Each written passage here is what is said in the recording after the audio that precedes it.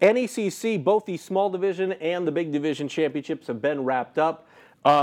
Let's talk a little bit about this week's game, Eastside and Angola. I think Eastside is a team we haven't talked about a lot this year, but if you look at them on paper, I saw them in person when they hosted Busco, and the game got away from them in the fourth quarter, but it was actually a pretty close game throughout. Their 3 losses are to West Noble, to Busco, and Adams Central. I mean, I think they're secretly one of those teams that's flown under the radar, but they're going to be a tough out in the postseason. And we talk about teams wanting a challenge. I think Angola wants a challenge here because they have not been challenged for most of the year. So Eastside, a good enough team to maybe keep Angola off balance for a good quarter to 3 quarters.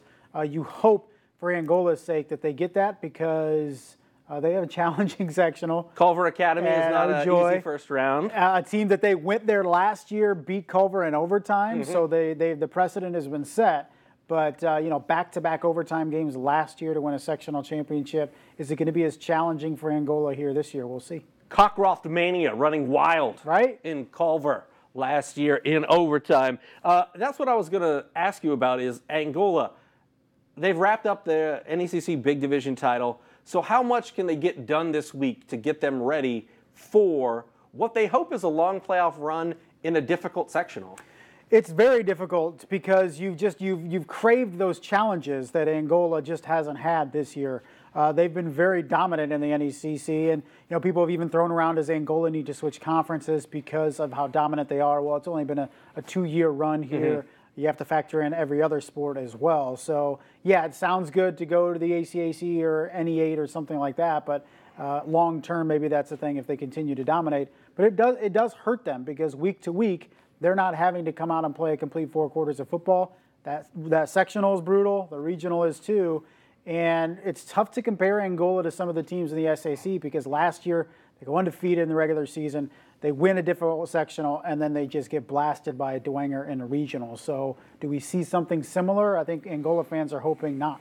I would like to see them more in the Northeast 8. It makes more sense geographically. Yeah. ACAC would be awful geographic. I mean, how do you go to Southern Wells on a Tuesday night to play a volleyball game or something that? I mean, that's atrocious. Yeah, the unfortunate thing for NE8, and I think that's what Angola wanted to get in the NE8, but distance-wise, some of those southern NE8 schools really weren't too keen on taking that trip to Angola for a lot of their teams.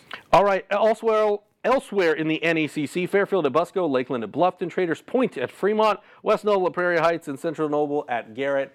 Central Noble looking to bounce back after a loss last week to a good East Side team. But as we head into Week 9 of the postseason, what are you really looking forward to, not only in terms of what we're going to see this week, but what we're going to get as they get ready for the playoffs?